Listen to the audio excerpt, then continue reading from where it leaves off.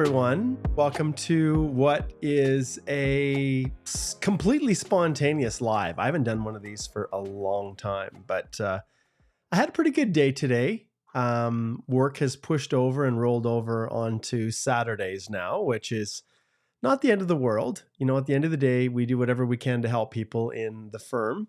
But this live is completely spontaneous, so I don't even know who's going to show up. I just thought, you know what, I'm going to do an Express Entry live Q&A like I used to do years ago. And so this is literally an opportunity for you to come on and ask me, Mark Holthe, Canadian immigration lawyer, anything about Express Entry. Now, I'll probably entertain some questions about some other things, but the reality is this is literally an opportunity for me to just try to give back. You know, this past month, February, as far as our firm and all the work that we've been putting in over the last, my goodness, it's hard to believe it's been 5 years since I reinitiated Holthe Immigration Law. So if I slide over here, our firm page here, I guess I better get to the right page. Yeah. So our law firm, Holthe Immigration Law, it is 5 years old. Now, I had lots of predecessor firms, and I was partners in firms, and I worked as a solo. You worked in a large national law firm, a regional firm, every kind of configuration of law firm you can imagine, including working with global immigration firms. And I think this past month of February, was, from a financial standpoint, the best month that I have ever had within any law firm that I've been a part of. And largely I think that's because of the craziness that's going on, and how hard people are just struggling to find a way to stay, notwithstanding all of the measures of our Liberal government. And once again, I don't want to be too critical on Minister Miller. They're doing what they think they need to do, but in fairness, there's lots to be critical about. And so those of you who are tuning in here, and it's quite late, so it's probably just about 11 p.m. Eastern time, and it's 7:50 Pacific on the other side of the country. But I just wanted to do a live, and I'm going to get to a whole bunch of questions. Anything that you guys want to talk about, we can talk about. This is all a way of me saying thank you, and yeah, I'm just really grateful. But this is super cash, so it's not meant to be anything fancy. Thanks, John. He's got some questions there. Gabrielle says, congrats on your 5th year. Many more to go. Yeah, we hope so. We really do. And this is going to be a solo, which I haven't done solos for quite a while. I love having this opportunity to connect in. So if you're tuning in, let me know where you're connecting in from. So Calf Jim says, good day, sir, Mark. I'm watching here in Taiwan. That's awesome. Fantastic. I'd love to hear where you guys are connecting in from. Com is over in Northwest Territories. Very cool. Like I said, we will, Colleen says, good evening, Mark. Good evening to you too. Let's see. John's got some questions. We'll definitely get to your questions, John, as well. But yeah, it's been a good month. But ultimately, I think the biggest thing for me is that I feel like I've actually been able to help people. And, in a time where people are turning for answers, trying to understand what they can do, I see a lot of spouses who may not be able to work now, who have accompanied their international student spouse who's graduating, and now they're realizing they may not be able to extend their work permit. Like these kinds of things, like Minister Miller, okay, fine. I get it. You're trying to get people out, but really, is that the best approach to limit spousal open work permits for, even for skilled workers, which has always been a part of our Immigration and Refugee Protection Act since it was enacted in 2002. And I just wonder about that. Okay. Let's, John says, from India, Mark, and congratulations. Thanks, guys. Colleen's up in Edmonton. Paula Ramos is in Calgary. Great to have you here. Suzanne says, what are your tips for employers in 2025? Okay, so this is kind of an easy one, I guess. The first thing you need to do, if you have not done so at this stage, if you employ foreign workers, is to do an audit. you have to go through, you have to figure out whose work permits are expiring, where, just making sure that all of your employment records are fully compliant in the event that audits come, because trust me, they are going to start auditing employers, especially with the catastrophe. I don't know. A catastrophe isn't the right term. Just the huge embarrassment that the government had with the temporary foreign worker program and the fraud. They are going to be going after employers, and you're going to see a lot more audits. So make sure that your records, that is massively huge. Employer compliance is going to be really big in 2025. Also, when you're going through those audits, you need to figure out timing, because even though if we go to the ESDC site, and I'll show you guys this, it just drives me crazy. Like, why? Like, I don't know if it's just to be kind of, I don't know. Let's just pull it up. I'm frustrated about these stated processing times. Like high wage stream, 68 business days. There is no way in Hades that 68 business days is how long high wage are being processed, or 76 low wage. And what is business days anyways? Like, this is just a way to make it look like your processing times are faster. And then permanent resident stream, well, I wonder what's going to become of this one, right? It's almost as if they've just stopped processing these ones. 156 days to process a permanent LMIA to support PR, which Minister Miller right here, I still don't understand these things. I just don't, Minister. Like, he makes these announcements, right? And then he doesn't roll them out. And then other things, like if we go back here, then and we look at this announcement with the category-based draws, like quietly released on a Thursday, no fanfare. Which, as we go through all of these different the actual the categories, and Igor, on Thursday we did a detailed breakdown of these categories. Like STEM very quickly has become SEM. There's no tech. So all of these things are kind of playing out. And so for employers, the processing times, because they are so long, you have to start planning well in advance. So I've got a number of meetings with my employers where I know work permits are the work permits of employees are expiring. We are starting the process now, if possible, to extend and secure a new labor market impact assessment. Now, remember, if you are in an area of 6% unemployment and your wage is under that median, that middle kind of that designated high wage, low wage cutoff. For example, Alberta, it's, I think, $35.40. I think BC is around 34, something like that. If your wage is below that cutoff and it's considered a low wage position, you can't even apply. So do your workers come from countries where there are free trade agreements, like Colombia or Chile or any of these countries? Are they your workers? Do they speak French? Is there a possibility of transitioning through the Francophone mobilité? So all of those things are critically important. And then, start your advertising, because if it's right now, like I said, even though they are listing here, this, 68 days for a high wage stream LMIA, the reality is we have some that are probably 10 months right now. 10 months. Can you imagine that? So, yeah. But we do these audits. We do strategic, advice for individuals and companies all the time, Suzanne. And I think most of you know it's pretty simple. All you have to do is slide over to our firm website and click on Speak to a Lawyer, and that will take you right to the place where you can book a consult and we can go through it. But it's just it's a crazy time, and I keep saying it, but wow, it is, unbelievable. Okay, let's do some more shout outs here. Okay, Jolene, I think, said congratulations. Thank you, Jolene. Natoya, Mark, 5-year anniversary. Thank you. Really appreciate it. Let's see what else we have here. We've got lots of questions, and we'll get to the questions. If any of you, let me know where you're tuning in from, because I love to see how far this is going out. It's kind of surprising. We've got over 100 people who are watching this live, and this truly is going to be focused on questions related to express entry, and I don't want to miss anyone's. So we're going to take a little bit of time. We're going to go through it, but let's start from the top.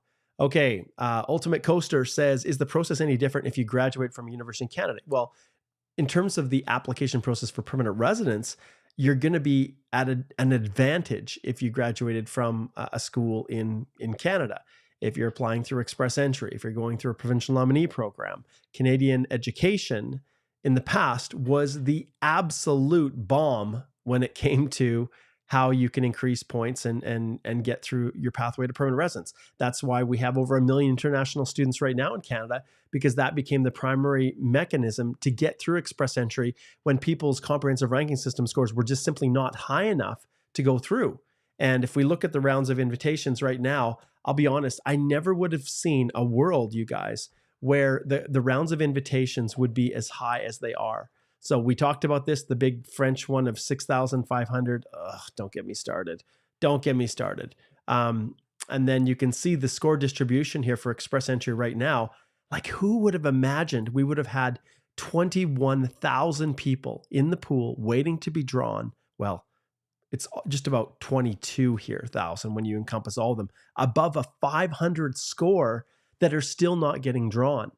And when we go back to when we go back to the not the full text ministerial instructions, when we go back to the previous rounds here, you can see how unbelievably high these scores are. Now the French obviously drop down because it's French. Human capital is not as high because your French scores are so high.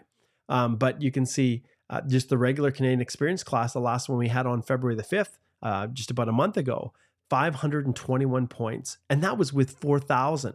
And only what, a week, a little over a week, 10 days before that, maybe 2 weeks, I guess, another 4,000, and it was up to 527.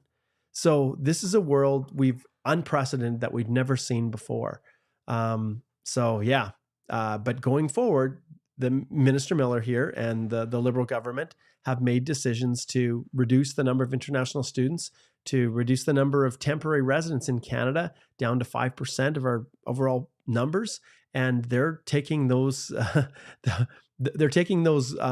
those intentions very seriously. And what they're doing right now is, they're taking families, they're taking individuals who are in Canada and who have hoped and dreamed for a pathway to permanent residence, and basically saying, we don't want you.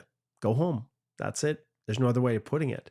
And my job as an immigration lawyer is to help people understand what their options are, including being honest with them and telling them, look, you really don't have a chance at permanent residence right now. Your best option is to go home, not to blow all your money, not to hire me to do some HNC or to try to file a refugee application. No.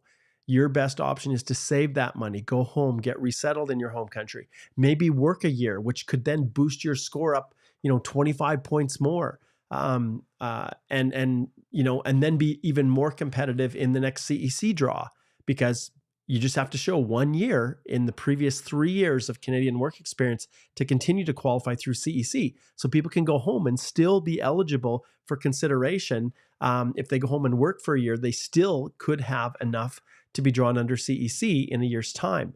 And those are strategies that we've talked about before. So in short, Canadian education still is of value. 15 points. If it's 1 or 2 year program, 3 or more, you're getting 30 extra points. And then of course, postgrad work permits and going from there. Okay, Paula says, any suggestions for couple spouses in Alberta? I already booked my consult with Alicia, need guidance. Well, yeah, this is something that we talk about all the time. And it comes down to what the situation is, Paula. Because if your spouse is graduating from school, in Alberta, you've got 2 options. So, I should say 2 things you have to take into consideration. One, if you want to be eligible through the Alberta Opportunity Stream, your work experience has to be aligned with your education. And the second issue is your position that you're going into, if it has to be a 0 or 1, and if it is a 0 or 1 tier, then you can, your spouse can get an open work permit. And if it's 2 or 3, then you have to be in one of those categories that the government has identified. And I'll shift over here to our website. And if you go to blog and we click on our blog here, Igor did a great little blog post here. The spousal open work permit changes are here. And if we go down, you'll see that to be eligible for your spouse, if you're an international student and you're transitioning to a postgrad work permit, to be eligible to get their spousal open work permit as a a spouse of a temporary foreign worker, you, the principal spouse, have to have a tier 0 or 1 occupation, or in select tier 2 or 3 occupations. And what are they? So Igor's put them here because it's real pain trying to find these on the IRCC website. I think they're doing it on purpose. So you can see how there's very little business. So if you're a business, a bookkeeper, things like that, this is all technicians, technologists. We've got science, land surveyors.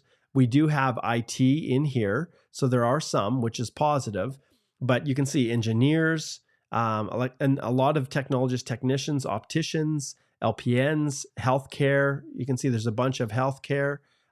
Early childhood educator assistants are still on the list. And then, of course, our contractors and supervisors in trades. And then a bunch of trades here as we go through. It's a fairly, it's focused science, trades, healthcare, that area, not so much just general business. And even the tier 3s, which we'll go back here. It took a little jump on me here. The tier 3s, nursing aides and orderlies, pharmacy assistants, athletes, coaches. I find this really interesting, but how do they get on the list? These lists are always so political. And that's why I've always struggled with these positive lists. If you're on the list, then you're good to go. So it just makes me, it's hard not to see how political all of this is. And often it's more politics than it is, I guess you could say the actual science behind making these decisions. Okay. John says, what documents do I need for cash salary for NOC 33103? I'm working in pharmacy with around 8 to 10 employees. John, this is a tough one. So anytime you're being paid in cash, did you pay taxes? Like, are there pay slips, pay stubs? Is your reference letter really solid? Is your company well known and recognized? Does it have a solid public presence? All of these things, you guys, we talk about all the time in my Express Entry Accelerator course. But there is, the burden is on you, John, to show that you actually were paid. Because cash is tough, right? There's not a lot of a record. It's not like it was automatically transferred into your bank account. But for cash, if you have pay slips, pay stubs, it can work. It can. Okay. And foreign work experience. I get that, John. Yeah. Okay. Let's see here. What else do we have here? Shahil says, hey, Mark, any idea what's going on with the ONP and why isn't Ontario releasing their PNP quotas for 2025? This is a tough situation because most of the provinces have confirmed that they've got 50% less. And I have to assume that the ONP is still that way. What happens within the PNPs is a very, very tight black box. And the numbers that they're given, the federal government has said that they're going to cut everything in half. It'll be, I guess, only time will tell before they ultimately release it. But understand, because they all are under a significant reduction in their allocations that they have, well, they're not in a hurry to release a lot of information because they're trying to figure out who's going to be the winners and who are going to be the losers. So tough.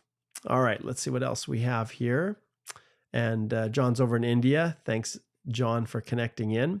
Okay, Jennifer says, hey, Mark, which do you think is better?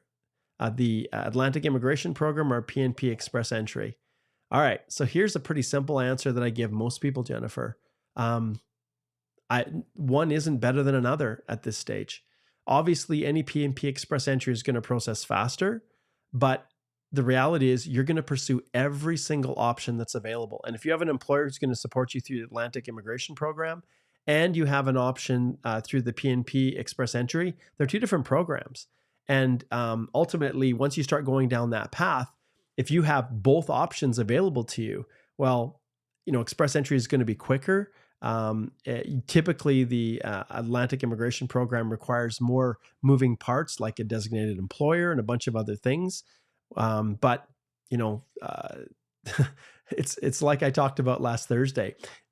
Immigration, there was a time when I first started practicing, and I really felt it was kind of like a buffet. I could pick and choose the best options for my clients. I would focus on which ones were, the most straightforward, which ones resulted in the fastest pathway to permanent residence. And I would make choices based on that. Now, because there's so much uncertainty and everything is changing every day, it seems like there's some other new restriction or doors are being closed. For individuals, one of the key things that I do in the consultations that, and Alicia and Igor are the same, that we do in the firm, is we canvass all of the options. And if you have one option, well, obviously you're going to pursue it with all of your might. You're going to do everything you can to make sure that it's not just a one and done, and that if you make a mistake, you're done. You're going to make sure you get it right the first time. If you have two options, you're going to pursue both. If you have three, you're going to pursue three options. You're just not going to leave anything to chance, because the difference between success and having to go home can be as small as a failure to include a color copy of a German police clearance certificate versus a black and white. Oh man, immigration, they are so cruel these days. So cruel. Com says, any takes on Northwest Territories Express PNP? Well, the numbers are just down. So the number of people that are vying for those spots, and for years I've been telling people, go to the Northwest Territories, consider Yukon. There's fewer people that want to go up there, and that's true, but their numbers are really small, really tiny right now. Okay, let's see what is next. Karishma says, what is your cutoff prediction for education draw? Is 484 enough? That's a really good question. When you look at the draw for, let's see if we can pull it up here. I know Igor also did the list of occupations, but let's see if we can go to our round of invitations. Actually, I'm going to just try to pull up the category-based draws here. Let's take a look at and see what's on the list. So if you go to this site, it's pretty easy. You just go to the Express Entry category-based selection, and then as you scroll down, these are the categories, and then we're going to go to the brand new released education occupations. If you go here, you'll see that it includes teachers across the board. And largely, as I've been thinking about this over the last while, there's a lot of people that have come to Canada. A lot of people have brought their families. The school systems, especially in Ontario, are seeing unprecedented numbers of primary, and secondary age students. And so it's not surprising, really, I guess, that elementary and secondary school teacher assistants, early childhood educators, elementary school and kindergarten teachers, and high school teachers are all on the list. So, but there's not a ton of people that are able to be teachers. And so you have to go through a process to get your credentials assessed. And it's not easy in every province. I have to assume, if based on what you've said there, the 484, I think it may very well be enough, Karishma. It might. Okay. Natoya, I think I got to you before.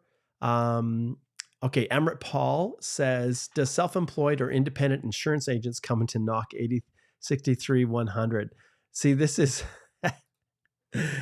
one that's so funny, you guys. Here, I'll show you the journey I go pulling this stuff up. So if we go to the National Occupational Classification System, and we're talking about knock 63100. So let's jump over here and pull up 63100. 63100 insurance agents and brokers. Okay. So titles are not what's important, you guys. The title of your occupation is, I guess, informative, but it's not determinative. In other words, when you're going through here, you're going to look at the activities in the lead statement, and can you perform the activities? And then can you perform, or do you perform, a substantial number of the main duties? This is such a weird knock, right? It's so weird. So you're asking, does self-employed or independent insurance agents come in here? Well, yeah, that is mostly what the insurance agents, that is mostly what these people are. But guess what? Self-employed doesn't work for the purposes of Express Entry. So you would have to be an employee, which this is what makes this whole category. And I talked about this on Thursday. This is why it's just so strange that they would have insurance brokers. And let's see, I think, is it trade? I can't remember. I'm trying to remember which one it is. Nope. Let's see. Science, tech, is it STEM? Yeah, it is. Oh my goodness. So weird. I'll be honest. It's so weird. Anyways, insurance agents and brokers are on the list here, but it's by and large, these individuals are not employees. They're paid commission and they're self-employed. So yeah. All right. I think we covered that one. Shahil says, any concerns for a spousal open work permit application when spouse is working in different cities due to the new eligibility requirements? If they're married, no, you can live in 2 different places if you want. That's literally what the government is forcing you to do, right? Okay, Tash says, can you start a business as a student? Well, I guess technically you can, but do you want to do that as a student? You're only going to have a pathway to permanent residence in the vast majority of cases.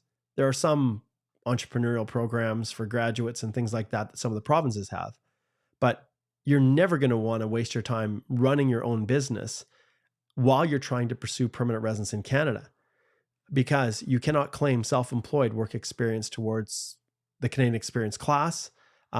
It's just, yeah, you're going to run out of time, and then your business is going to have to shut down and you're not going to have a pathway to permanent residence, Tosh. Yes, there's programs out there, I know, but I'm talking realities, not, not pie in the sky stuff, right? So yeah, I strongly discourage people from considering starting a business. At the end of the day, it depends on what it is. Is that just your side hustle? Do you have a day job that you're working full time? And Taj, if you want to book a consultation, give me a little bit more information about what business you're looking at starting. But remember, the pillar and the primary obligation, or the primary thing that you have to do, the most important, is to apply for jobs, get a good job with a Canadian company, and then use that to transition yourself into permanent residence. Okay, Colleen says, what's your thoughts on creating an express entry profile for category-based while waiting for post-grad work permit results? Can this be done? Any pros and cons by doing such? No, you can absolutely have an express entry profile in the pool while you're waiting, for your post-grad to be issued. You can submit an express entry application at any time. Some of you who are coming to Canada may have foreign work experience that would allow you to get through, the FSW program. And when there is a category-based draw, if one of your occupations fits within the category-based draw, you could be drawn. In some crazy world, they could do another general draw, but it's doubtful. Oh, it looks like we got a super that's split in here. Gooner boy. He says, hey, Mark, good to see you after a long time. Can I use expired IELTS from 2 years ago for citizenship application? Oh, why are you asking that? Let's just see here. I don't think you can. Let's just see here. I haven't even looked that up. Let's pull up the document checklist and let's take a look at it and see what it says. That's how we do it here. We look at the actual source documents, right? Okay, let me pull it up and see what I can figure out here. Okay, and generally speaking, it's pretty it's pretty clear in the document checklist, but let's just see what it says here. I'm just going to skip through. And and generally speaking, I always treated that answer as a yes, but I'm just looking to see if it's silent in here, and that's why you're not quite sure. Okay, what does it got here? Photocopy, proof, demonstrates knowledge of English or French for the types of step 3, gathering all instruction guide. Okay, we're having lots of fun here, guys. Okay, let's pull up here.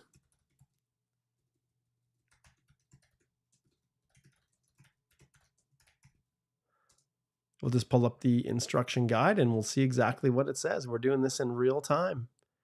Real time.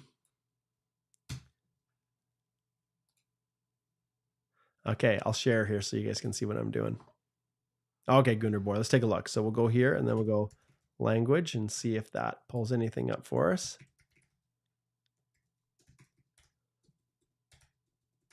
There we go. Okay, let's see what we got. Okay, and gathering your documents. Okay, so if you're 18 to 54, proof of English or French ability, third-party language test, diplomas, language study. For more information, what document can you use to prove? I met decision requirement, language requirement. For 18, unable to demonstrate. Okay, let's see what this says here. We're digging through. Approved third-party test, proof of completion Other forms, acceptable language proof. You need level 4. We used da-da-da-da. We review your language testing process. If proof can't be read, include an application. Good question. It does not confirm it here. It's an RCC approved third-party test. If we dig into this one, let's see if it has anything more. Third-party test about da-da-da. Things including CELPIP, Tuesday, da-da-da-da. All these. Okay, they don't accept them. Supposed to learn exams offerings. So we send us. We did it for a class. That's interesting. Yeah. Okay. So whenever I'm in doubt, and Gunnar Boy, that's a great question. Because language tests have expiry dates and people's language can disappear if they don't use it. I spoke Portuguese pretty well, 30 years ago when I lived in over 30 years ago. Wow. That was a long time ago. Ainda posso falar pouco. I can talk a little bit. No, I'm actually not that bad, but I'm not nearly as good as when I was a missionary for the Church of Jesus Christ of Latter-day Saints in Lisbon, Portugal. People would come up to me at the end of my mission after being there for almost 2 years, and they'd look at me like this and they'd say, you're not from here, are you? In an inquisitive tone. And I'm like, no, I'm not. I'm from Canada. And, yeah, you just work to try to speak as good as you can, right? Like a native speaker. That's what you want to do. Anyways, so Gunnar Boy, a long story short, my recommendation is if it is old, I would retake it. I would. It's possible. We looked at it together and it was silent. And I know that there's probably some indication here one way or another. But one thing I've always learned is I don't take chances. And if it's a matter of writing another test just to make sure, then I do it. There may be some program delivery instruction. I just don't have time to dig it up, but there's always an answer. But if there's any doubt, I always look to how the language tests are used for other applications. And so we know for express entry, they become invalid after 2 years. And so are they going to have a separate rule for citizenship? Well, maybe, I don't know. But anyways, at this so drifting directions. It's good to hear your voice speaking in Portuguese, Mark. Muito obrigado. Foi meu prazer. All right, that's funny. Okay, let's keep zipping through here. So caution, Gunnar Boy. I've just expressed, caution. Okay, let's see what else we got here. Boy, we got lots of questions. I'm quite surprised. Okay, we'll try to speed it up here. I've been taking a little bit more time, but I do want to get to as many as I can. Wow, you guys have got a lot of questions here. Good on you. I don't know if I'll get any sleep tonight.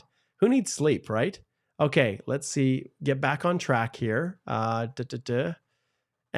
if I miss your question, it may be too specific. So it might be, Mark, how do I qualify? And if that's the case, then I usually tell people that they need to book a consultation, and I'll just ring that little bell. But okay.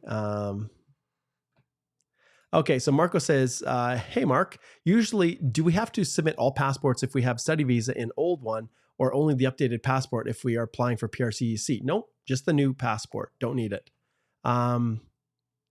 Okay, Regan says, bonjour. I would like to inquire if it's a good idea to move of Quebec and move into a rural town in another province. My postgrad will expire next March 2026. Yeah, this is a tough one. So this is one of these little triangle ones. And the reality is there's a number of different factors at play, when you are considering your options in Quebec. That's not like an answer. I'm not able to answer that one. If you and if it is Quebec that you're destined to, then I recommend that you book a consultation with an immigration representative in Quebec. I've got some good lawyer friends there that I'm happy to refer as well. Let's see here. Boy, this is one here. This is tough. So T says, hey, Mark, what do you think about the prospects of early childhood education over the next 3 years? Let's see.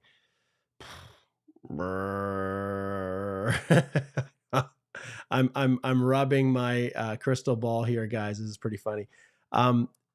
This is tricky. I don't know.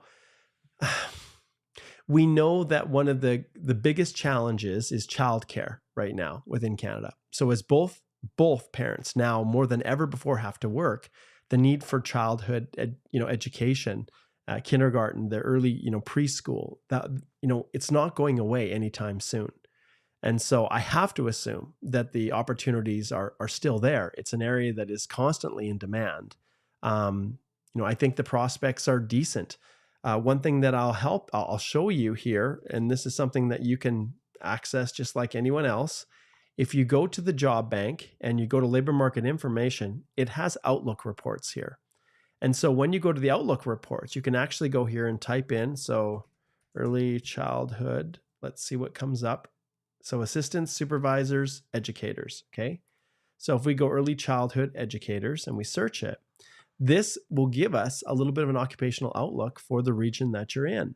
So if we look Newfoundland, anything that's like a 4 or 5 means it's good and it looks good. You can see that they have kind of outlooks, over time, but at the same, at the end of the day, each province has their own, like it's 5 stars. PEI, they're pretty desperate. Nova Scotia, 5 stars. So you tell me, New Brunswick's 5 stars. Quebec is only 3. So I guess no one's having kids in Quebec, I guess. Maybe they're not having children. I don't know.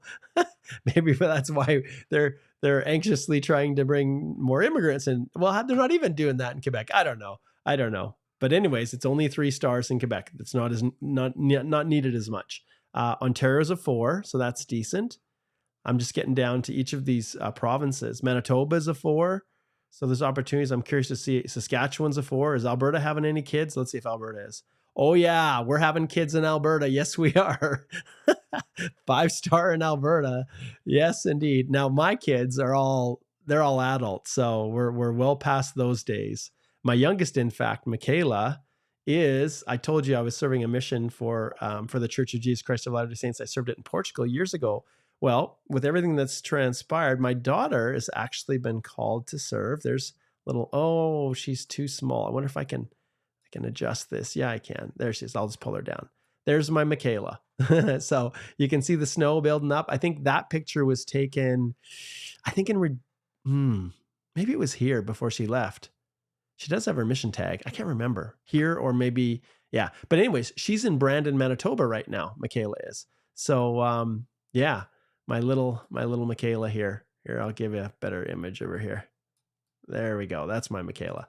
So yeah, she's in, come over here, get my mic over here. Yeah, so she's in Brandon, Manitoba. She's been on her mission for 4 months, and it is an 18-month stint for the young girls. And us boys, they keep us out there for 24 months because it takes longer for us to get whipped into shape and become good human beings than the girls. They've got to beat all of our bad habits out of us for 2 years, and it only takes 1.5 years for the girls. But no, she's having a wonderful experience. So anyone in Brandon, you make sure if you see her out there that you wave and say hello, and you watch out for her. You take care of my little girl. All right, back on track here. So there you go. Long answers. I know I'm giving long answers, you guys. Okay. Omar says, can I apply for Francophone mobility work permit while waiting for my PR results? Sure you can. Any idea? Com says, when will LMA points be removed for CEC? All right. We'll do a double whammy. Let's see. Here we go. I'm trying to rub it. There we go. There we go. Let me see. Let's do more of a circular. This is really hard, you guys, because it's like, you got to pretend like it's right in front of you. Okay. So there, I'm going to say within the next, I'm going to say in April. I'm going to say in April. Clearly, Minister Miller has something else operating in the background. And I'm sorry, politics are just politics. And so why would you make an announcement and then not make it official? Like, what purpose is served by that? Other than you've got someone lobbying you saying, don't do it yet. Don't do it yet. So whatever. Moving on. Okay, HM225 says, originally from Pakistan, became a Canadian PR only 6 months ago. That's worth some applause. Express entry course. Oh, your express entry course was my primary source of guidance for my PR application. Thank you for your wonderful work. Woo! Yeah, that's awesome. Okay, I think a lot of you are probably aware that I do have an express entry step-by-step course here. This sucker right here, all you have to do is click on the link below and you'll get access to it. I think I've got it right here, the accelerator. My favorite part of this, and I'm sure HM225 right here, I'm sure, like I can never tell who you guys are, but attended the masterclass, and not only do you get access to like over 10 hours of on-demand content, every single thing that I teach here, everything that I know about express entry is poured into this class, into this course. And yeah, like I don't do enough to really get people who have taken it to post comments or to share their thoughts on it. But yeah, it's just something 100% guaranteed. Of course, if you don't like it, you can get your money back after 30 days. I guess theoretically you could pay for it, use the whole course, get your express entry. And then if you're really a corrupt individual, you could say, Mark, I want my money back. I'd give it to you. But yeah, I just love it. It's just so full of everything that you could possibly want. And if, for whatever reason, as you're going through, and you can see there's just a ton of content, everything from how to submit, like the basics, determining eligibility, completing your profile, completing your EAPR. And guys, this one is actually tricky because I have to get permission from a client to help me to do this, to gain access to their portal, because I need a live portal. And as soon as Minister Miller here makes the announcement that the job offer points are stripped away, I then at that stage have to adjust and redo a bunch of my videos and update the course again. And so I usually do it every year and a half or so, just because, or whenever there's a change with the government. So, but you can see there's sections for a principal applicant, for accompanying spouse, for dependent children, and they're each individual lessons. So you don't have to sit through a whole lesson if it doesn't apply to you. And I think my favorite part of the whole course is the Mastering Your Documents section, where even in the records of employment, we've created a custom GPT to help you find your NOC, to help you with drafting your reference letter. Remember, one warning I always tell people: if you are going to use any resource, any template, no matter what it is, you need to absolutely make sure that there's customization. You do not want to use the same exact form and template for two different employers. Like one's from Canada, one's from India, and they both have the exact same format. An officer is going to look at it and they're going to question whether or not it's legitimate. In fact, I just am going through with a client right now, revising his whole express entry application because his consultant basically copied the description in the NOC, which is an absolute no-no. And the letters are all the same. And the consultant said, oh, they know that there's a representative helping and that the letters are all going to be the same. Well, that might be the case. But if an officer is wondering or has any doubt about the genuineness or whether something was fabricated, the good Lord knows there's enough representatives out there counseling people to lie, that just because you have a representative doesn't mean that immigration is going to trust you. And that's part of the reason why when we work with our clients, we make sure that the government knows our clients control their applications. And when we're filing our, when people are hiring us to right here, I'll go to our approach. When people are hiring us to help them with their applications, we don't take over control of your portal. We literally connect in with you. We use our Zoom. I share my screen. I give you control over the keyboard and the mouse. You type your own password in. I don't get it. And then once we're in, we work in it together collaboratively. And it's awesome. I would never, ever go back to any other process than the one we do now. Is it the most profitable? No, because you're working directly with Mark. I'm not leveraging my time. But at the same time, I sleep at night. That's the only way I can describe it. In a world of horrible returns of applications, incompleteness, refusals for goofy reasons. Yeah, it's just a whole different world. So all in all, thank you so much.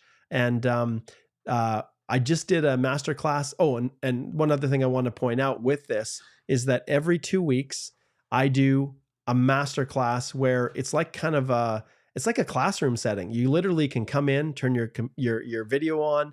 We can talk about the questions that you have. We start off with posting in the comments or the chat.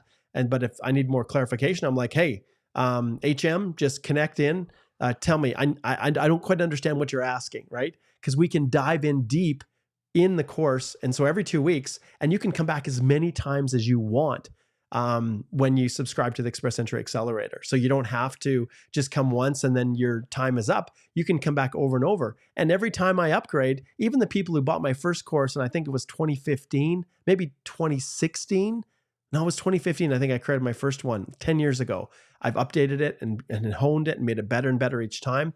Even they get access to the courses today if I update it, if I upgrade it. So lifetime access and these master classes, 4 to 6 p.m. Mountain Time, bi-weekly on Wednesdays. And if for whatever reason you can't make it, we have a whole community group where you can post your comment and then I will go and I will review it. I will read it in the live that next Wednesday so that you won't ever miss out. So I don't know. Like personally, this is the best $349 or 47, I think it is. What is it? 347 US that you could ever spend on express entry. And I just wish more people were like HM who had faith, because there's so much free stuff out there. People just assume that, oh, there's nothing going to be, worth, how is this course going to help me? All the information is free out there. Oh my goodness, you guys. Like, I think this past week I had how many consultations? It was such a blur. Like, if I look at it, 1, 2, 3, 4, 5, 6, 7, 8, 9, 10, 11, 12, 13, 14, 15, 16, 17, 18, 19, 20, 21, 22, 23, 24, 25, 26. 26 consultations. And there are some, I'll give you a little breakdown. Some are people that my work permit's expiring. What do I do? I would say probably 25% of my consultations are my express entry application got rejected. Can I fix it? How do I fix it? I received a procedural fairness letter from IRCC alleging misrepresentation because I forgot, or what I put in my study permit application is different than what I put in my EAPR. And now the officer is questioning if I'm telling the truth. Or there's an additional document request. Like, I just met with a client this morning. This is one of the Saturdays because he was only given 7 days to respond. And they just asked him to provide an updated background declaration, the Schedule A, and an updated travel history. And I'm like, you just submitted your application 4 months ago. That means there's a huge issue here. They must believe that you've said something in there that isn't true. So then I'm like, literally just like drilling the person with questions. Have you ever had a visa refused for any country? What about your parents? Were you a child and were, included in a group family application that was refused? You go talk to your dad, see if there's any time you've had a refusal. Let's look at the answers that you provided in your EAPR. And this is one pro tip I'm going to give you guys, and I want you to pay close attention to this. When you are submitting your EAPR application, and this is something I teach in the course, I drill in the master classes, and the link is below. You can access the course. I drill into people. You must keep a copy of your EAPR, because once you submit that electronic application for permanent residence, you can't go back and look at it. Not like your profile. It's locked. Why, Minister? Why? Why would you do this? Why do you not provide a mechanism for people to go back and look at their EAPR information? Now, ironically, in the early days of express entry, the first probably 5, all the way to probably 2017, 2018, I was able to, I had a URL that I used that allowed me to actually, when I punched it into the URL, it would allow me to go back in for clients that submitted their EAPR and look at everything that they'd submitted. Well, now if you try to use that link, they've blocked it. So it's ridiculous, Minister. Anyway, so you have an obligation to take screenshots and keep track of every answer that you put into that EAPR, because you could very well get a request for a background declaration where you have to put the same information in. And what happens if you put different information into the Schedule A form that they ask you to upload versus what you put into your EAPR? That was the issue I was dealing with this client, because he did not keep a copy of it. And so I'm doing everything I can to put my old immigration officer hat on and to just look so carefully, forensically at his file to make sure, that if there is any inconsistencies, I can catch it. I can see where the problem might be. But he's got to go off of memory and make sure everything he puts in this one is the same as what he put in the first one, because we can't see it. But we're going to do everything in our power to try to anticipate in advance why they're asking for the updated documents. And then if I can figure out what the issue is, then we're going to provide a letter of explanation without them even asking, saying, hey, I see you've asked for a new background declaration. I suspect there's probably a concern. And after going through, I see, yes, I forgot to indicate this, or I see there was an inconsistency or a gap. It's all perfect now. I fixed it. And even for this client, I noticed that they hadn't included some really critical documents that I always include with my applications that could have resulted in rejection just alone based on the failure to include them. So we're also going to take this opportunity to update them. So I'm dealing a lot with, I'm not a big believer in reconsideration requests because the officers just don't care. But boy, if there's any kind of a PFL, a procedural fairness letter, or an additional document request, an ADR, that's the best time, absolutely, ring the bell, slide over and book a consultation so we can look at it and figure out where we go. But when it comes, if ultimately you decide to retain me to help with it, like I charge, a few $1,000s to do that review, because I have to go through the whole application, and often requires more work than the initial representation when people hire us to help them. So, all right. So big shout out. Thank you so much, HM. And thank you, my friend. So happy for you. Okay. All right. Shane says, just a quick question. Leaving Canada for 1 month vacation after submitting PR, is it okay? As long as your visa's valid, as long as your work permit is valid. Yeah, like people can leave. There's not an issue submitting your PR. Just remember that if anything happens while you're outside, you get a DUI or anything like that, you could be in a whole host of problems. Or let's say you lose your passport, it gets stolen or something, you have to apply for a new one. Well, then you're probably going to have to apply for a new visa to come back to Canada. And so understand those are realities, Shane. Okay.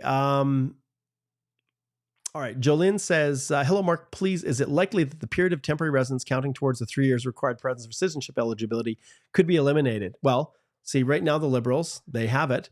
The Conservatives could very well do that. So I do need to get one of the Conservative shadow minister on to talk about their immigration policy and where they're headed. I've got to follow up with them again because they had committed to come join me. So I think it's time we do that. Okay, Marco says, good night, Mark. In Express Entry, do we have to add all experience or only the one we want to claim points for? Just what I teach in my course, this little critter right here.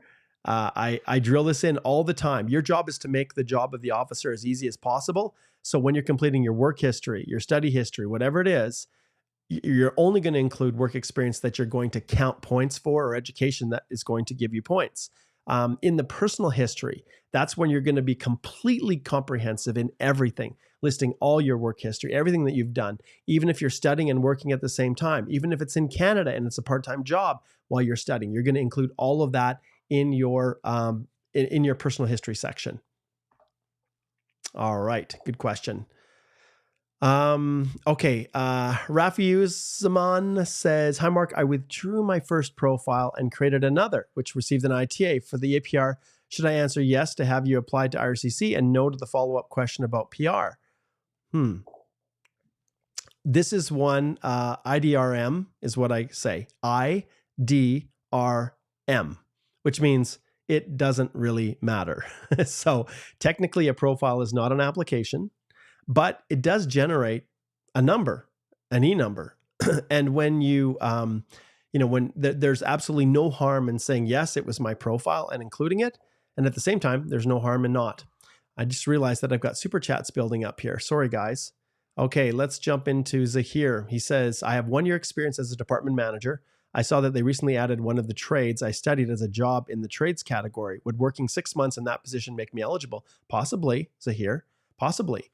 If we go back to the requirements, let's see if I can pull it up here. I've got so many windows open. I just want to get back to my... I have so many windows open here. Okay, let's close these ones so we don't need all of these anymore. And let's just pull up category here. Okay, and then I'll just share this with you. So category-based selection, what you have to realize is that when you're applying, you have to demonstrate that you have 6 months of work experience in the previous 3 years. So with the category-based, if we just take, well, let's see, we'll take a trade, for instance, okay? When you can see that you have to demonstrate that you have accumulated within the past 3 years at least 6 months of full-time, continuous work experience, or an equal amount in part-time, which means you're working part-time at least 15 hours a week for a full year in a single occupation listed in the table below in Canada or abroad, and then meet all requirements in the instructions for that round, which it's really basically this. This is just the dumbed down version of the ministerial instructions. And so in your situation, Zahir, if you decide to take a job and work in a trade that's eligible for 6 months, and then remember to be eligible under the category-based draws, the work experience just needs to be listed in your work history section. It doesn't have to be listed as your primary knock. Okay.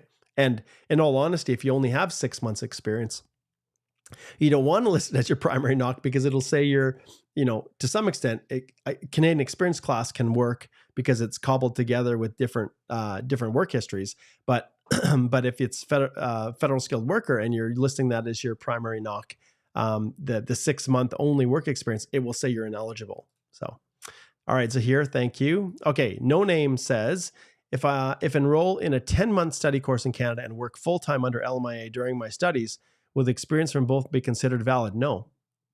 It all comes down to the regulations. And so when you are working, it doesn't matter what kind of work permit you have. And this, you have to go back to the immigration regulations, and I can't remember the specific section. It'll take too long to pull it up. But it says you cannot claim work experience for Canadian experience class if you are a full-time student. So it doesn't matter if it's post-grad, it doesn't matter what it is. If you're a full-time student, you can't count it, even if you're on an LMIA. If you're a full-time student, actively enrolled. Yep. Okay, Predic says, hi, if I have a Canadian master's, do I need to include my foreign degree in my education history, or do I include it in my personal history after ITA? If you've got technically your Canadian master's, that's all you need to include in the education, in the study history section. But absolutely, if it's within the past 10 years, you do include your all of your education history in your personal history. Yep. And teach that in the course. That's something that I cover in the course. Chaitanya, hello, buddy. He said, still coming across fake LMIA scams. Saw one from my company, big national grocery chain. We don't provide any of those LMIAs. Look genuine online. Chaitanya, send me a link. Like, I'd love to pull it up and just shame whoever's doing it. Because, the best way to bring this to light is by getting people to basically like embarrass them. And so, yeah, that's something absolutely that I'd love to do. Okay. Drew says, hey, Mark, I'm at 434 waiting for OINP skilled trade. My wife is not accompanying. After I got an ITA, can I add my wife as accompanying if the points still fall in the same range? So this gets down to the A11.2 assessment. In the early days of Express Entry, when it was first launched, there was this loophole that people would use. And when I was on panels with the heads of Express Entry, I still remember, I wonder where those officers are. I really liked those guys. Oh, it was so much fun those days back in 2016, 2017. So with the Canadian Bar Association, I was speaking at the National Immigration Conference on Express Entry because it was a big part of, well, it still is. It's a major part of my practice. And so I got to speak on panels with the Express Entry officials. And I pointed out to them after one session, I said, look, there's this loophole. If you say that, someone who has an accompanying spouse is also going to, be assessed under the comprehensive ranking system. If someone lists them as non-accompanying, then you treat them as a single individual, right? And they said, yes.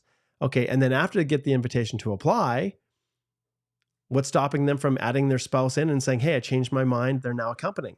And the officer said, well, we're aware of that, but at this time, we haven't made any decision on what we're going to do. Well, at the end of the day, they made it very clear that if you have a spouse that you've listed as non-accompanying, and then you get an invitation to apply, and then after getting the invitation to apply, when you're submitting your EAPR, you try to then list them as being accompanying, that is a fundamental change in your human capital assessment. And essentially, they will, at that stage, reassess your application. And if your spouse doesn't have a language test, doesn't have any ECAs for foreign education, and no Canadian work experience, that's basically minus 40 points off of your application, depending upon how much Canadian work experience you have. But 20 for language, 10 for education, 10 for Canadian work experience is all attributed to your spouse. So yeah, the only time it works is if you weren't married before and you get married after the ITA, but before you complete your actual landing, then you can add a spouse in those circumstances. Okay, great question. All right, I think we're doing pretty good here for supers. Okay, let's get back to the other stuff here. Let's just see, we've got so much. Oh, of course, Chaitanya says it's been taken down by the IT team. They acted right away on it. All the links don't work. Tried sharing it. Link broken. Sorry, Mark. I have screenshots. Show those to you during my consult this month. Sounds good, my friend. I can't wait to connect with you and help you with your next application.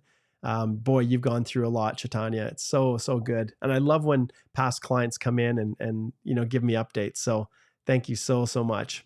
Have a great evening. Jolene says, thanks for addressing my question, Mark, and congrats again. I appreciate all your immigration tips. They've been very helpful. You're very welcome. Sometimes I jump to the end so I can kind of see, what questions are coming in and comments and things like that. So, but yeah, thanks so much, guys. I really, really appreciate all of your support. I really appreciate the positive feedback. From all of my students of the Express Entry Accelerator course. And just remember, in the description is the link where you can connect into the the Express Entry Accelerator. And it's like, I love the course. I just wish more people would take advantage. It literally has taken me hundreds and hundreds of hours over the last 10 years, 9 years, I guess, building and refining and strengthening in that. There's templates, there's checklists, there's sample documents. Like we've got a database of police clearance certificates from all over the world. I have over 30 sample reference letters, none of which I want you to copy, but I teach you how to do it right the first time. I teach you how to find your correct knock, how to present your knock to an officer in a letter of explanation for your work history. I just met with another client this morning and she's like, well, why do we need to do this chart you have here? And I say, because your job is to make the job of the officer as easy as possible. And that's why you create a knock selection tool it's basically an equivalency table that shows how the duties in your reference letter match up with the knock and any descriptions. And I put a lot of time, and I know that a lot of consultants now follow that practice when they're submitting Express Entry applications, at least ones that are doing it right. There's a lot out there that don't put a lot of time in. I know, because your clients are, I'm helping them to basically terminate their relationship with you and to link it back to their own profile so that they can manage it themselves. So, it's hard. It's so hard. This industry is just,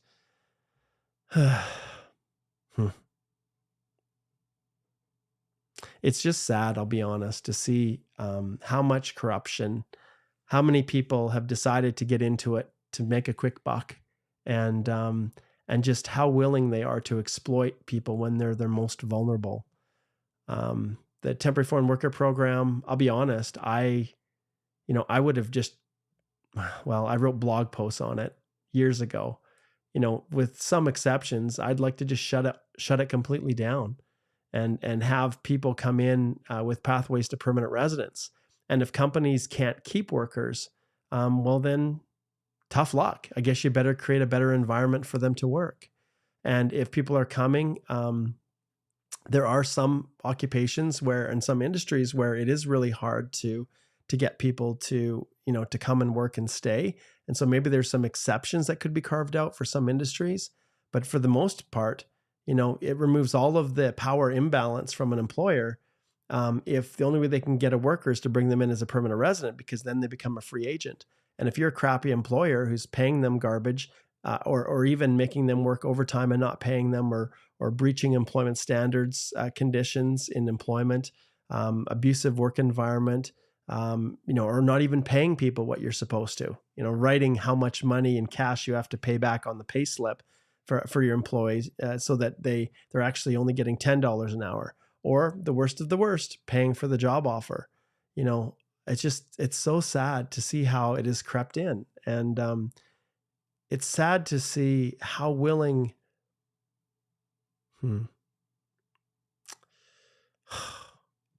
it's so sad to see how willing people are to exploit and take advantage of their own countrymen.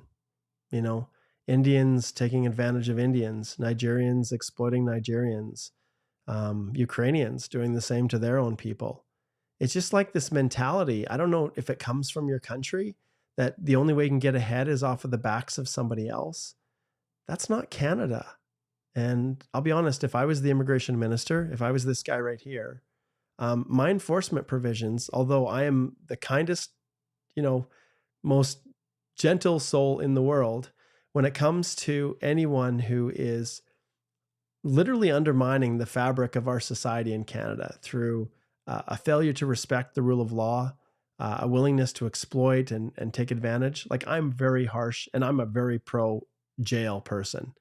If there's no consequence for exploiting people, and people just aren't afraid of, any repercussions, they just are emboldened. And that's what's happened with our immigration system. And if someone is a permanent resident, I've talked about this before, if they're a permanent resident and they, and they're doing this to their countrymen, I don't care if they're an immigration consultant, a lawyer, if it's just an employer and they're exploiting their workers, I think they should have jail time. And really, if they're a permanent resident, I think that they should have their permanent residence stripped and deported. And if it's a Canadian citizen, whether they're naturalized as a Canadian citizen or born in Canada, they should be put in jail and their business basically shut down. And that's, I'll tell you, it would clean things up pretty darn fast if the consequences were like that. But right now, and it always takes two people, when it comes to the job offers and buying them, people have to be willing to pay them money. But I'll tell you, the power imbalance and the desperation that, has been created now by Minister Miller and with the incentive to get these job offer points so you can get PR because it's so competitive.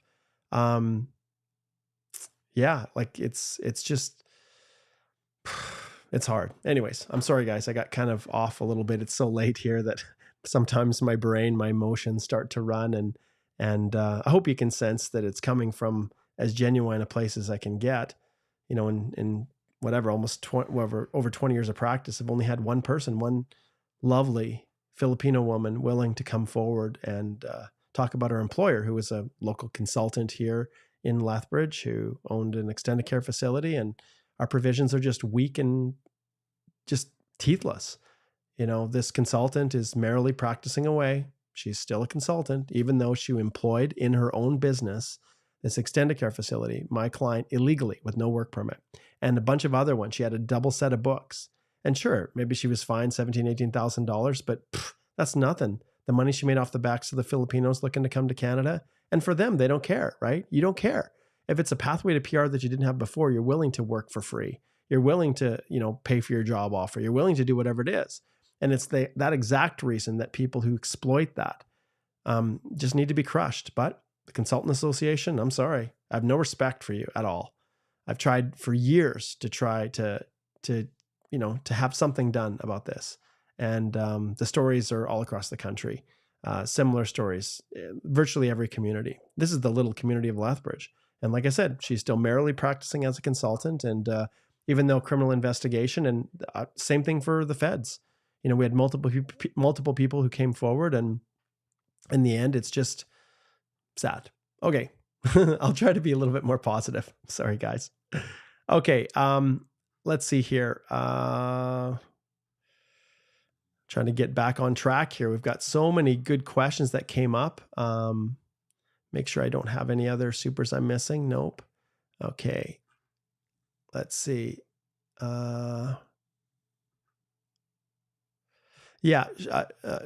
Shabaki, in my express entry course, he says, I've not received pay stubs, but I've been paid in cash. How do I prove this?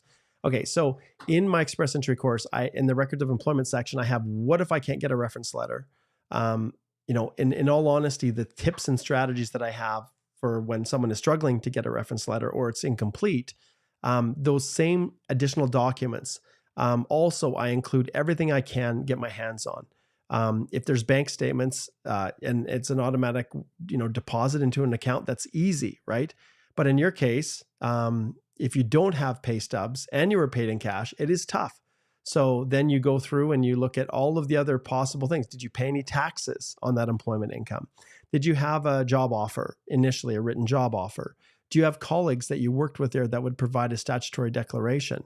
Do you have managers that were there that would provide it? Obviously, I would hope the letter of reference is good. So those are just some of the things that that I teach in my course. And you pretty much have to just look at every possible avenue to try to provide evidence sufficient to satisfy an officer that it was truly done. The work you did was legitimately performed, full time, at least 30 hours a week, continuous, that it was paid. Mm-hmm. Okay.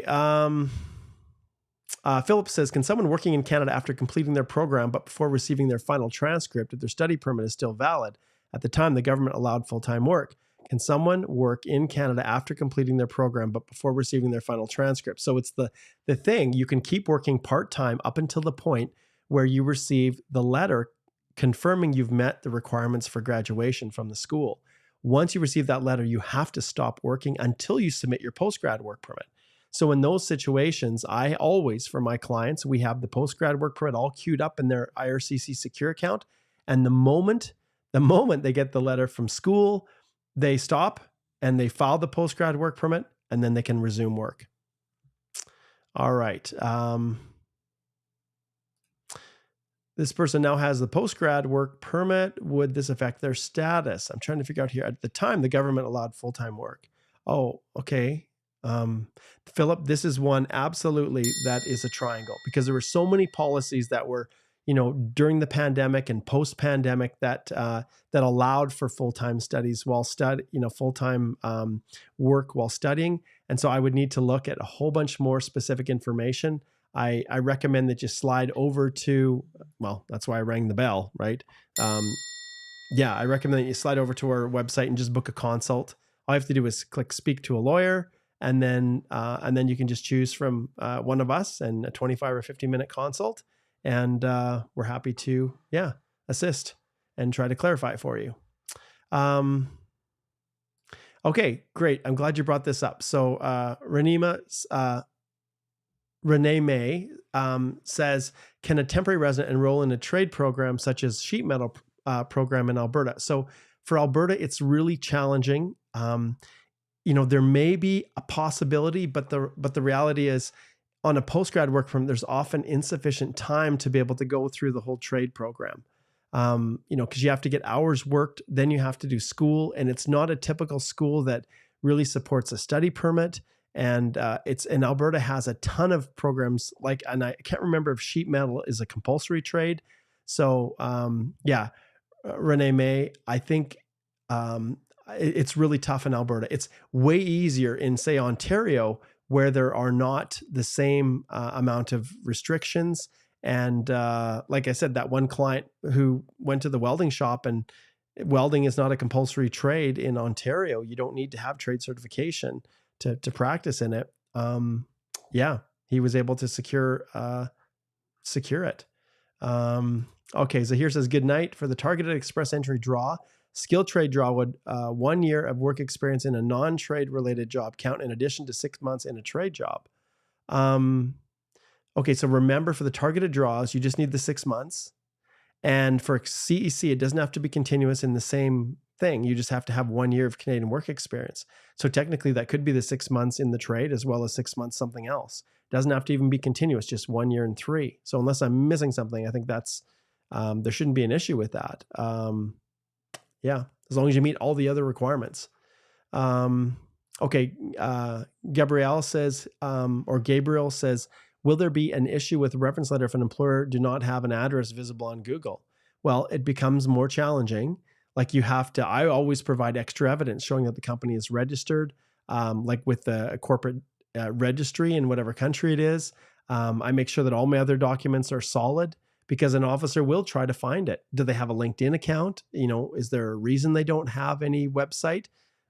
Your job is to convince them. And, Gabriel, this is something that we work with our clients all the time on when we don't have, that's usually when you guys book, and hire me to assist you, is when things are tough. So all I deal with is tough, difficult express entry applications. I wish I had a steady stream of just no-brainers, but unfortunately, people hire me when the chips are down and when things are challenging. Okay, Kingsley says, do I have a chance? Okay, so this is probably a triangle here, Kingsley. Primary knock and express entry is 11201 while I work as a database analyst in Alberta, and then knock 2. Manager in Alberta in the knock. Is it possible to get PNP in Alberta? Kingsley, this is not something that I can answer. I recommend you book a consult. We can go through and we can look at it, because there's a whole bunch of factors. It's not just whether or not you're eligible. It's how do you rank? It's whether or not you are, did you study in Alberta? What kind of work permit are you on? All those kinds of things play a role. All right. Let's see. James says, thanks for hosting the chat. You're very welcome. I'll give you an applause. Let's see here. Okay. And some of you are probably wondering, well, man, Mark, you're up late. What are you doing? And the reality is I was just out doing this here. Let's see if it comes on. There it is. Oh, it's kind of small. Let's see. I'm always dancing. Let's shrink this down a bit. So there's me and Simba. We were out and I was looking for deer antlers. So we were up out in the coulees, and I went out with my brother. And right now is right when the mule deer and the white-tailed deer start to drop, their antlers fall off on the ground. They shed them every year. And so we love to go out and we love to go looking for the antler sheds. So so that was fun. So me and Simba, and here he is here after a long day walking up and down the hills. Oh, I guess I better shrink that down. There he is there. That's my Simba. In fact, he's right beside me here. Aren't you, buddy? Yes, he is. Okay, there you go. Little diversion. We'll go a little bit more here. There's so many questions. I can see that I'm not going to be able to get to everybody's, but I will keep trying. So I'm going to really focus on express entry. So any questions that don't relate to express entry, I'm going to bypass now, okay? So just express entry.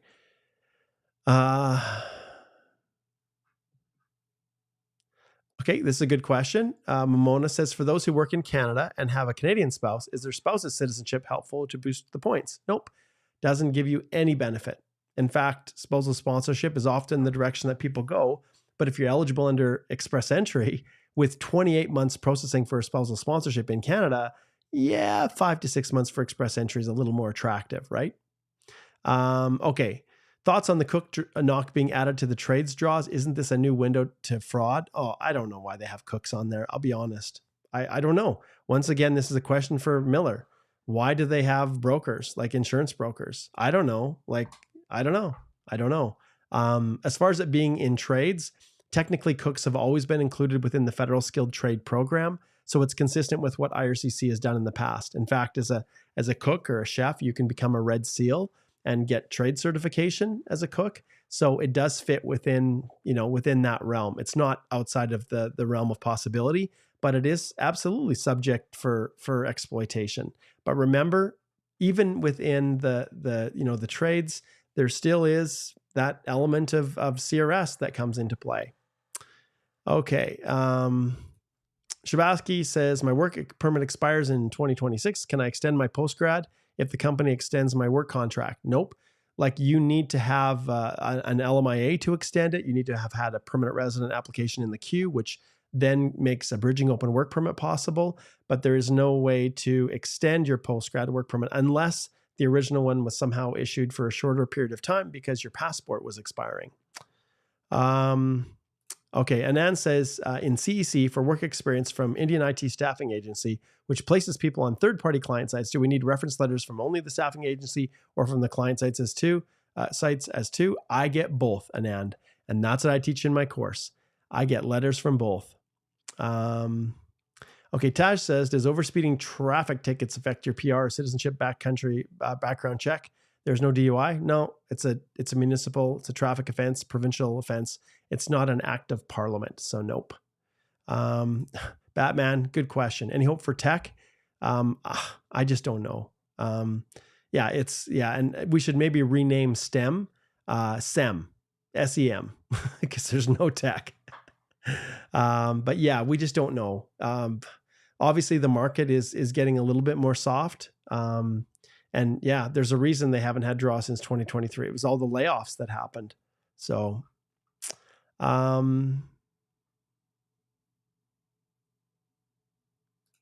okay, this is a great question, Manjit. My knock code is 6322 and job title is head cook. On my LMIA approval letter, will I still be eligible under skilled trade since the code there is 6320? It needs to be the same knock. So either they made a mistake in the original LMIA or your occupation just doesn't fit. It has to be the same knock. And that's a good point, because some people come over on IMP-based work permits with certain knocks, and then they try to apply through express entry, realize that the company who got the work permit chose the wrong knock. Then what do? Well, book a consult. Okay. Okay. Anand says, in the 5406 additional family information form, I forgot to write the names of my parents in my native language alongside English. Could this cause an ADR? It could cause an application to be refused. Anand, it could literally cause an application to be rejected. I recommend that you book a consult, and we can just try to get to the bottom of this and see if we can save it. I don't know which application you submitted, but this absolutely, even that not having them in the native language, can result in an application being returned as incomplete. Okay, I'm going to try to also just pick people now that have already that I've already that if I've already answered their question, I'm going to try to pick new people. Okay, No Name says, what if I study a certification course part-time for 15 months while I'm on an LMIA work permit? Will I get points for both? Well, it depends on, like, the big issue is holding a study permit. So it has to be from a DLI, the course. It has to be eligible for points. And I don't know, No Name, this is really a consult if you're looking at doing the strategy, because yeah. And remember, LMIA-based work permit is the same as an open work permit pretty soon anyways, until the minister, when they remove the job offer points, that's what's going to happen. But long-term, I really recommend you book a consult, because that strategy is quite volatile. Okay. Arshnor says, been learning French for 4 months. Go for it, dude. Even if you can increase 1 or 2 CRS points, that might be the difference. But the political situation's demotivating me. Fear French category may be removed after Conservatives win. Thoughts? I don't think they're going to remove it. The federal government has obligations to promote the bilingual nature of Canada, and so they're not going to just strip all the points away. At worst, you could lose the extra 50 points that they're putting in the express entry program. But they're not out to alienate the francophones in Quebec. They're not out to alienate any French-speaking minority communities across the country. If they did make changes, it would be gradual. It wouldn't be instant. So Arshnor, I say you continue doing it. You have nothing to lose by continuing. Nothing. Okay. Marlon says, I'm scared because my express entry application is still in process. Is it normal since 6 months already under CEC? It just depends, Marlon. Not normally. I would recommend that you request the GCMS notes, do an ATIP, and see if there's anything that's going on. If it's been referred for further review.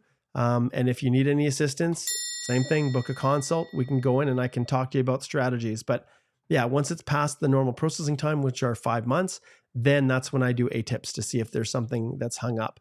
And in many cases with people before, we've been able to save something because it showed up on the ATIP, and then we quickly mobilized, responded to it before the officer even sent the ADR or the procedural fairness letter. And then everything just went forward positively. Yeah, it's all about being proactive.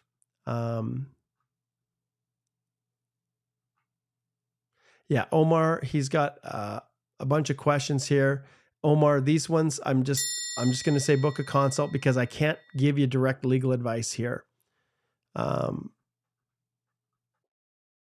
Let's see what else here. And once again, I'm just focusing these questions on express entry.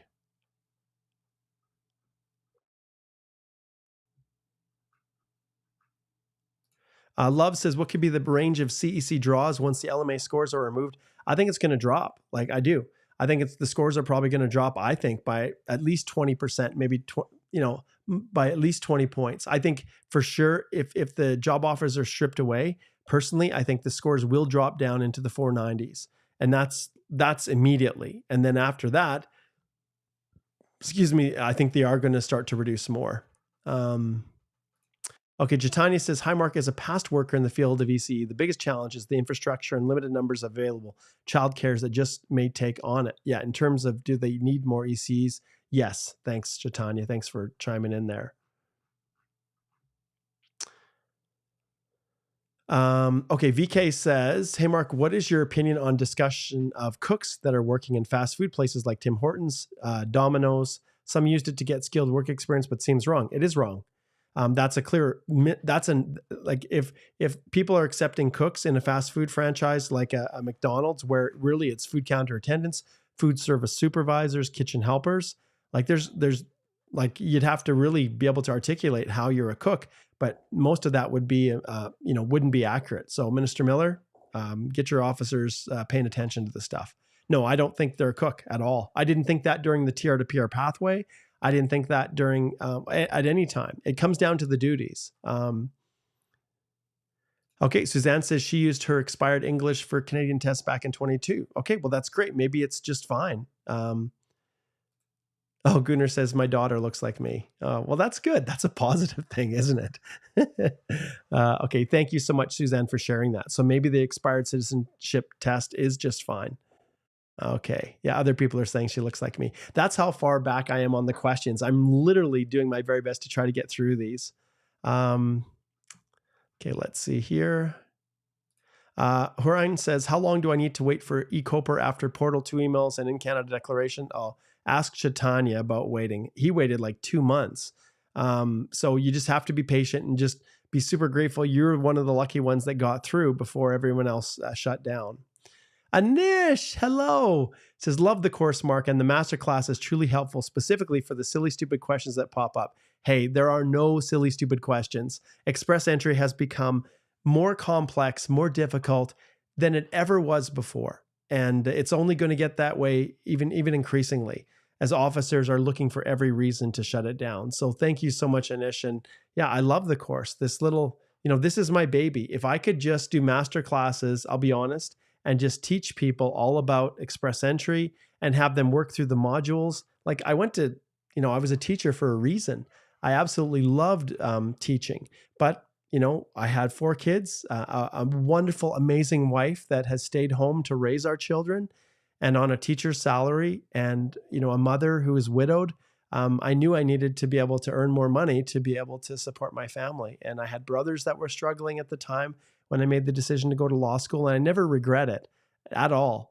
But part of the reason I created this is because I love to teach. And each video lesson, literally, if you follow it, think of how much time you spend doom scrolling your Instagram accounts or, following whatever WhatsApp groups. The reality is, if you turn that time and you just attended and took the course and subscribed to it and followed, you're not going to fall into those traps that so many people do. So, anyways, I'll leave that link in the description.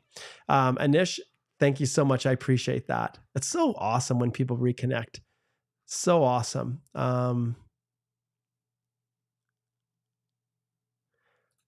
Oh, let's see. What is this, Ali? Ali says, if one has to apply for their PR application for themselves and their spouse, would they have to go through a bunch of consultations, fee hour-wise, or your firm has a specified fee application for it?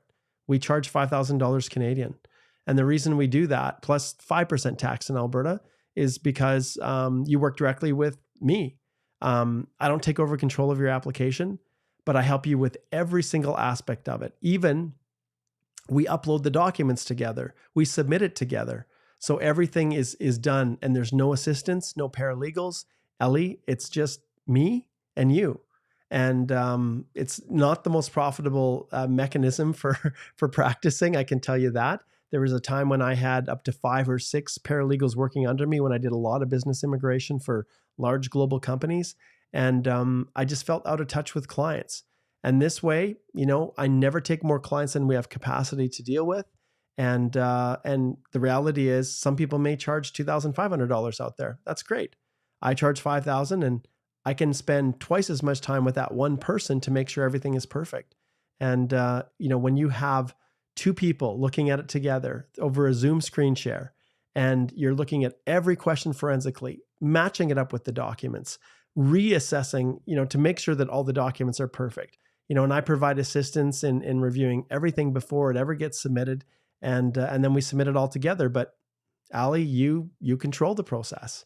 So that's how we do it within the firm. And it's been just really, really rewarding for me, because when people retain us and they hire us, they become like family. And like Chaitanya and other people that have connected in, it's just been so rewarding, because people come back and they say, hey, it's so good to see you. And thanks so much. You helped me with your application. And it's just, yeah.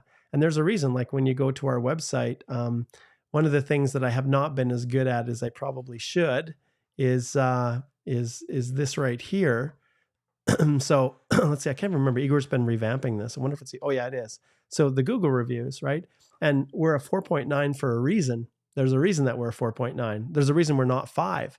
And the reason we're not 5 is sometimes I will have people that will book consultations with me, and I don't have any patience for someone who wants to lie or misrepresent in their application. And so sometimes I'll have consultations and people want to hire me, but they will say, well, my previous education agent or my consultant told me not to disclose this refusal. And so I didn't put it in my study permit, or this work history. And now I don't want to put it in now because I didn't put it in before. And I tell them, well, I can't represent you if you're not going to be honest. And, or if there was fraudulent documents. And so sometimes people who want me, they want to take my good reputation and what I work so hard and try to use it to cure their bad decisions, get upset when I won't take them as clients. So then they give me a 1-star review. And so that's why when I look at our page, I wear this with a badge of honor, because this 4.9 is called integrity. I think we've got about 203 reviews there, but yeah, we just started doing that recently. Okay. I think this is an express entry. Steph says, for common law partner, it's required to have lived together for a year, right? Yes. What if after a year, the two needs to be separated for a while due to work placements? Then you have to really work hard to justify how you're still common law. That's how it works. Gooner boy. Oilers or Flames, Mark? Come on, Gooner. Where am I located in the province? Technically, Lethbridge is kind of neutral ground. We're kind of Switzerland, but no, I'm a diehard Flames fan. I am. I got a lot of respect for the Oilers. They've got some phenomenal players. When the Flames are out, I hope the Oilers win. But if there's ever an Oilers Flames head to head, I am Flames all the way, 100%. Okay, let's see here. Prapti says, how long does it usually take to get an update after a biometric submission for PR applications? Well, they are pretty close to 5 months overall processing. And so, when you think of it, biometrics, then what comes next? An immigration medical. And those usually come within a month or two. So yeah, it obviously it can vary, but yeah. Okay. Food service supervisor eligible to claim 50 points for COQ. I don't know what that is. It's too late, I think. The CRS points right now, if there is certificate of qualification. Got it. No 50 points for CAQ for a food service supervisor. You have to be on the trade list. Anish says filing EAPR, and funnily enough was just taking screenshots of the APR. Well done, my friend. Well done. Okay. And once again, like I said, I'm just focusing on express entry questions.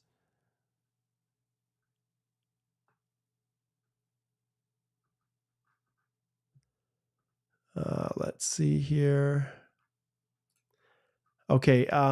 Drew says 434, waiting for OINP, skilled trade, wife's non-accompanying. After I get an ITA. Okay. Yeah. I already answered that one, right? Yeah, I did. Let's see. Wow. So many questions here.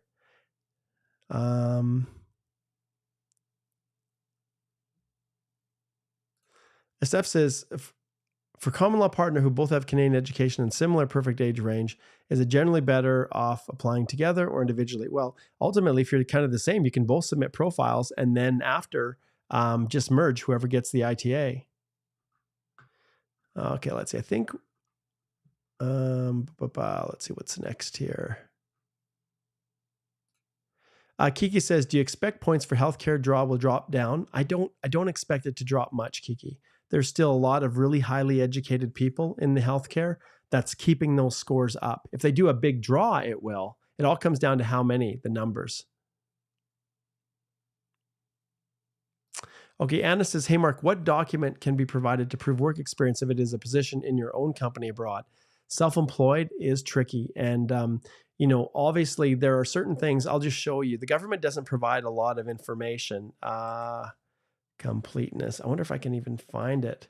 They've changed things around on me, changed the links. And so I can't find the pages like I used to. Let's see if I can find it.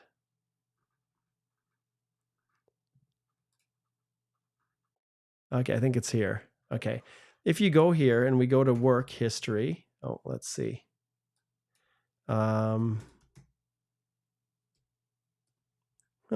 Maybe this isn't the one. Oh, because it's here. Oh my goodness. Okay, let's try this again. Okay. If you go to the proof of work experience in the program delivery instructions for the officers, and you go down here, there is a very small little section right here, if applicable, if the applicant is self-employed. This is what you need: articles of incorporation or other evidence of business ownership, evidence of self-employed income, documentation from third-party individuals indicating the service provided along with payment details. Self-declared main duties or affidavits are not accepted proof of self-employed work experience. So you can't just provide an affidavit. So you need to prove that the company exists. You need to prove that you've had clients or people that have worked for you, and then they in turn need to give you reference letters, proof that you've sent out invoices and you've received invoices. So there's a whole bunch of things that you do. And I deal with this all the time within the firm, Anna. And in the course, I have sections that discuss self-employed work experience, and we talk about it a lot in our master class as well. I recommend you consider subscribing to the course, Anna.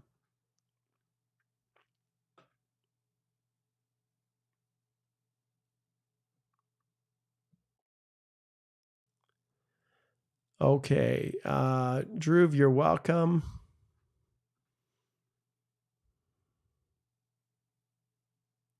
Okay, Rocky, I think, is talking about the new category-based draws. He says, hi there. Does the new announcement will impact the files which were submitted last year? As the educational counselor has been removed from the healthcare pool, can we still impact the ITAF files?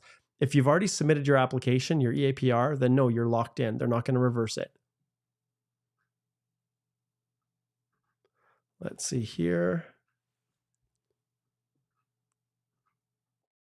Some of you are posting multiple times.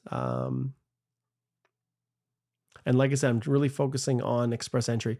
Fareed says, in express entry profile, should we include the vacations that we take during the course of our employment, although the required annual hours are well beyond the minimum supported by the pay stubs? If you take a vacation, okay, it's a regular vacation and it's paid, you don't need to worry about it. You just can explain, your work history start to finish. You don't need to break it up. But if you took, say, a month off and it was unpaid, then I break that up into 2 entries in the express entry profile, so that it's not giving me credit for that month where I wasn't working and I wasn't being paid. All right.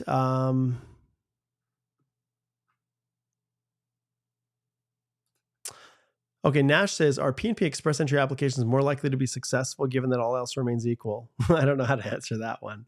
Ultimately, yeah, the assessment is always the same. So even if you have a P&P nomination, it's not like IRCC cuts you more slack. In fact, sometimes when people use the reference letters that they used for P&P, which were fine and fully acceptable, and then they use them for IRCC and express entry, I've seen officers reject. So in all honesty, sometimes going P&P express entry, you have to be even more vigilant that whatever you used for the P&P, and if it worked, it doesn't necessarily mean it'll work for express entry. And lots of people have fallen into that trap.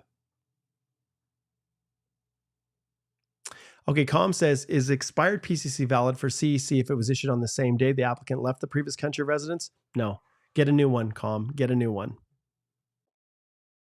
Okay, Issue says, if a new knock is added to the category-based draws list, can we expect the knock to remain in the list for at least 5 years? No. Anything can change. Yes, it is, Spider-Man. It's really unexpected. I haven't done this for a while. A nice late round of invitations. See, my kids are all gone. My wife is out with her sister, and it's just me and Simba here. I don't know if I can even share a picture of little buddy here. I don't know if it's an option. Let's see. I've got so much going on here. I wonder, I haven't tried this for a while. Let's see if I have. Oh, I can. Let me see. Let's see if I can. There you go. There's the Simba cam. Look at him.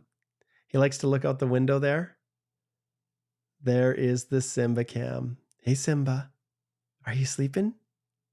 Are you awake? See, if I was to say something about my wife coming home, he would jump up like a flash and go look out the window, waiting for her to come in. There you go. Hey, I haven't done that for a while. The Simba cam. Awesome. We'll disconnect that, and we don't need that now. Okay. All right. Zipping through. Okay. And like I said, if I've answered one of your questions, I'm going to try to get to some other people. Okay. Corey says, I'm currently in the express entry pool with my wife, scoring 461 points. Oh, missed the last drop by 2 points. Healthcare. And am considering changing my position within the same company from counselor to therapist while staying under the same knock code. If I receive an ITA and then change my position, but not my knock, will this affect my peer application? This is tough, Corey, because you have to be able to demonstrate, any shift, even if it's within the same knock code, it could potentially be considered obviously a different position. Yeah, that's one I don't know if I can really answer. I would need more information, and so that's a triangle one there. Waleed says 514 CEC. You got a shot, Waleed, especially if this guy right here removes the job offer points. You've got a shot, especially if it's expiring next year. Although always I would talk to your employer. I would look to see if there is a backup plan to be able to extend your permit if possible.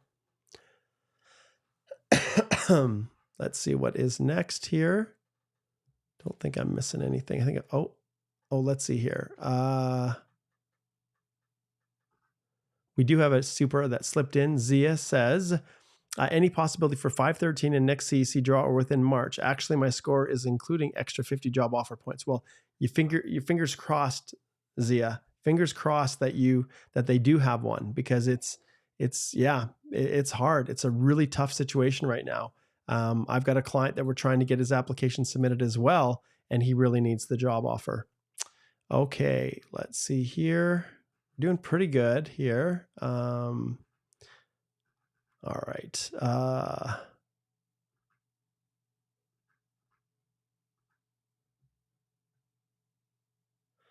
Norton says, nice to see you, Mark. My PR is still eligibility and review required. No ADR, no communications in September when my criminality and medicals were passed. Yeah, you're kind of in a little bit of a waiting game, Norton.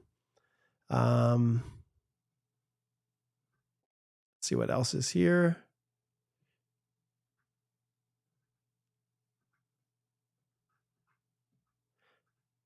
Okay, this is a good question here. So this is what we were talking about before. I don't think you're a cook. Sacha Guns, I don't think fast food chain, I guess it depends. Like fast food's different than like a chain restaurant.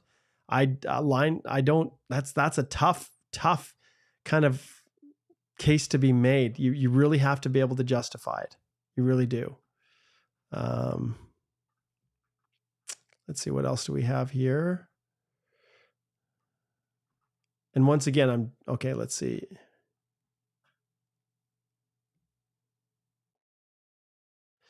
Yeah, Common Sense Canadian here is back. Good to have you back. Are you aware of increased enforcement? Absolutely. Enforcement is being increased. Absolutely.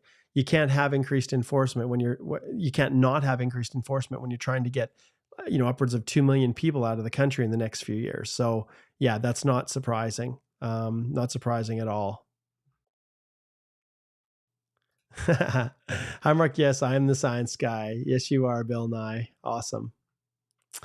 Okay. Let's see here. Okay. Fareed says, I had to take month-long vacations during the course of my employment to visit my spouse and 2 kids back home. Should I be absolutely include these vacations as breakdowns in the work history? Were you paid or not, Fareed? If you weren't paid, then I don't consider them as vacations. You need to block it off and enter blocks of work history, leaving out that time you're outside of the country if it was unpaid. If it was a paid vacation of 2 weeks, well, immigration has repeatedly said that's fine. Let's see.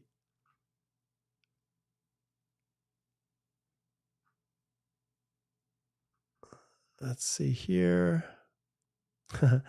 Choice, is there any chance to get express entry for a real estate photographer or videographer in Canada? Thank you. Are you an employee? This usually photographers are considered to be skilled, but are you an employee working full-time for the company paid? If you hit all those requirements, then it may be possible. Ken Wildeep, 479 by September under CEC. It's hard. It's hard to know. I think it's unlikely given the numbers that are there, but Yeah. Joe says, Mark, you look tired. I am tired. I'm exhausted. It was a long day. But one of the reasons I did this today, Joe, was because I just, after I went through our billings and everything last month, it was our best month that I've ever had practicing law. And largely it's because of all of you. And so I thought, you know what, I've got to get on there and just give something back again. And so I thought, well, I'm going to go back to the old days when I had my EE live Q&As, my Express Entry live Q&As. And this is kind of what it was. And I'm kind of, here by myself, and there's just me and Simba. And I'll give you a little update on Simba. So he's now, I don't have it. It's not connected anymore. I can't share with you. I was going to share the Simba cam. He's now got his little face propped up on the windowsill, looking out, waiting for my wife to come home. So we'll wrap this up shortly. I know we're into like an hour and 46 minutes. I'm just trying to get to the last questions here for people. I'm sure that most people have kind of dropped off. Looks like our attendees have kind of held at 125 steady, which means people have probably checked out. But I'm just going to try to get to just finish off as many of these as I can, and then I'm going to wrap it up. I think we had another super slip in. Eliza says, Mark, I need to restore my status. I was a closed work permit as visitor, and in September apply for a study permit master's. Is it possible inside Canada? Eliza, I'll be honest, this is one you really need to book a consultation. These are so finicky situations, and I don't want to give you bad advice without understanding exactly what's going on here. Yeah, 223 comments. This is a busy one tonight. Now I got to get down to where I was here. You're welcome, Fareed. Okay, let's see what else is here.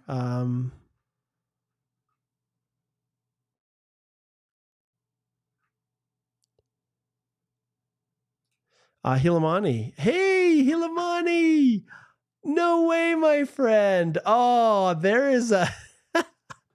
That is so awesome that you've tuned in here on Facebook. That is so awesome. Hilamani is a dear friend. Hilamani is a phenomenal pickleball player. He is so good. He has got the strongest like backhand flick and roll shot that, well, it's not even a roll shot. It's like a backhand drive that's harder than my forehand drive. I had to take a little bit of time off here because of my shoulder that's been giving me grief. But Hilamani, so good for you to connect in. You're probably dropped off already. I don't even know if you're still on, but you just let me know, my friend, and I will help you. Absolutely. We'll get it taken care of. You'll just have to teach me how to hit your backhand drives and your rolls so hard. And then if you can teach me how to do that, then I'll do some horse trading and I'll help you with your citizenship application. Just reach out. You got my number, buddy. Send me a text message. Have you sent me a text message? No. Okay. That's awesome. Man, I love it when people I know connect in. But I miss playing badly, but I'm actually working hard, rehabbing lots of rubber, the flexible bands and trying to strengthen my rotator cuff. And I'm still working with my ball machine, working on my drops and things like that. But yeah, I can't wait to get back to the pickleball courts. Okay. Anna says, thanks for answering, Mark. Yep. Subscribe to your masterclass. I just haven't gone through all the videos. Well, please do, Anna. It is, there's stuff for everyone in there. Let's see what's next.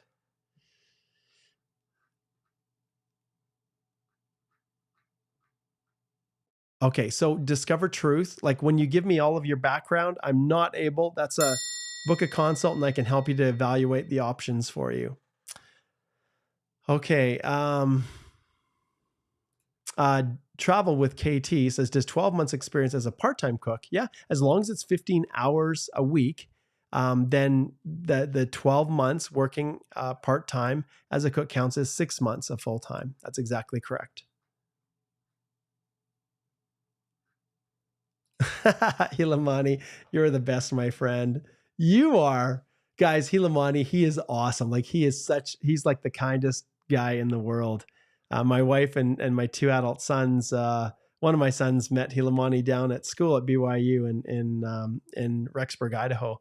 And when they came to watch, he was so gracious. He even almost let me and my partner beat him and his partner in the tournament we were playing in, just so that my family would be proud of me. So they could have beat us like, squashed us like mosquitoes, but they kind of eased up a little bit and let us come back, and we lost in the third set, but they would have demolished us if they were really trying hard.